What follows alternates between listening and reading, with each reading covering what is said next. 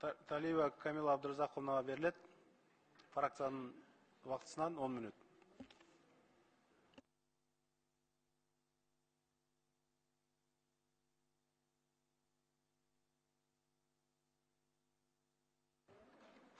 Рахмат, урматтуу депутаттар. Фракциянын лидерин 10 мүнөтүн алдым. 10 мүнөткө деле жетпейт. Аракет кылам кыска сүйлөгөнгө.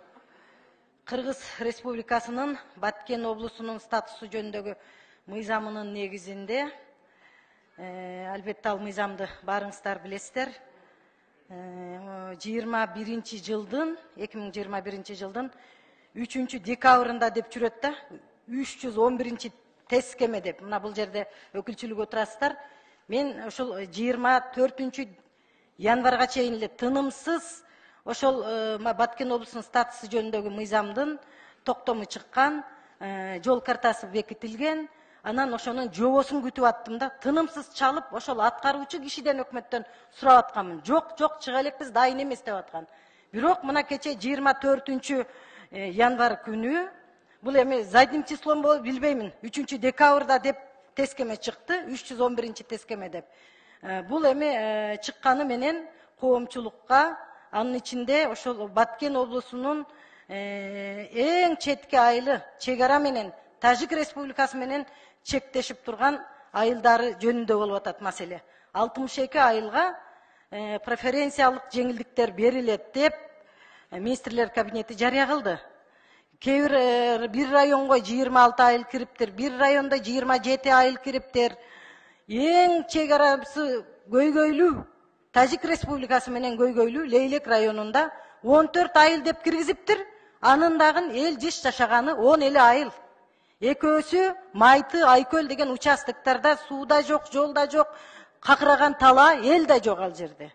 Анан эки кичинекей айыл бар, элдин саны өтө аз, Сада менен Дейнөө деген айыл. Ушуларды кошуп туруп 14 айыл деп киргизип атат да. Андан сырткары ошол чек-ара көйгөй куурчу турган айылдарыбыз болгон, мына эл жыш жашаган Кулунду айылы, Кулунду кирбей калган, Ак суу кирбей калыптыр бунда. Бешкент кирбей калган, Булак башы кирбей калган, Кальсо кирбей калган, Маргүн, Даркум, Даргас айылдары кирбей калган. Мен муну ар бир айылды эсептеп отурбайын.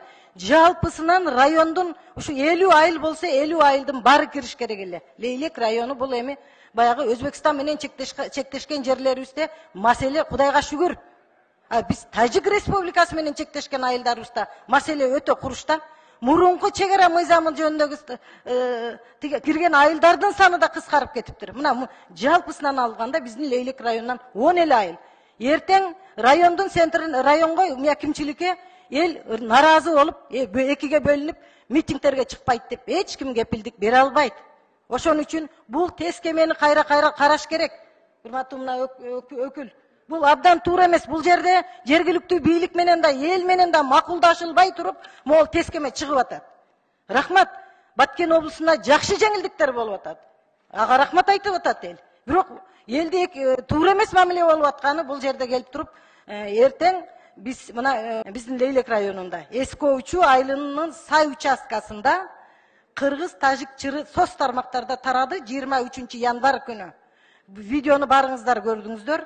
Бул участок максат Кулунду жолун бириктирип турган участок. Ал жерде тажиктердин башкы суу бөлүштүргүч забору жайгашкан. Тажик чек-ара аскерлери ошол заборду эле кайтарбастан, забордун айланасындагы кыргыздын жерлерине үстөмдүк кылып, ар кандай шарттарды коюп, куралчан элди дүрбөлөңгө салып, ызы-чууга алып бара жатат.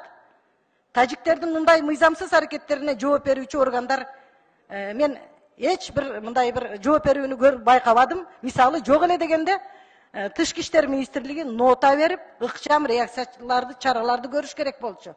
Биздин элчибиз кайда? Кыргыз Республикасынын Тажикстандагы элчиси кайда?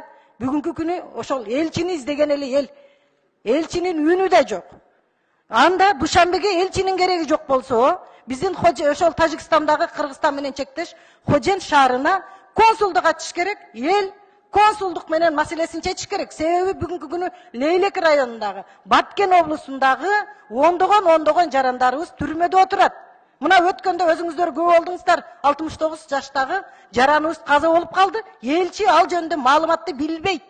Кийин анан чыгып алатат маалыматтын баарычы. Биздин Лейлек районунда деле ондогон жарандарыбыз Тажикстанда чегараны мыйзамсыз кесип өттү деген кине берене менен камалып отурат. Элчинин дагы маселесин карашыбыз керек болуп атат биз. Урматтуу төрага ушул маселелерди тыкыр көзөмөлгө алып, протоколдук тапшырма берүүңүздү суранам. Рахмат көңүл бурганыңыздарга.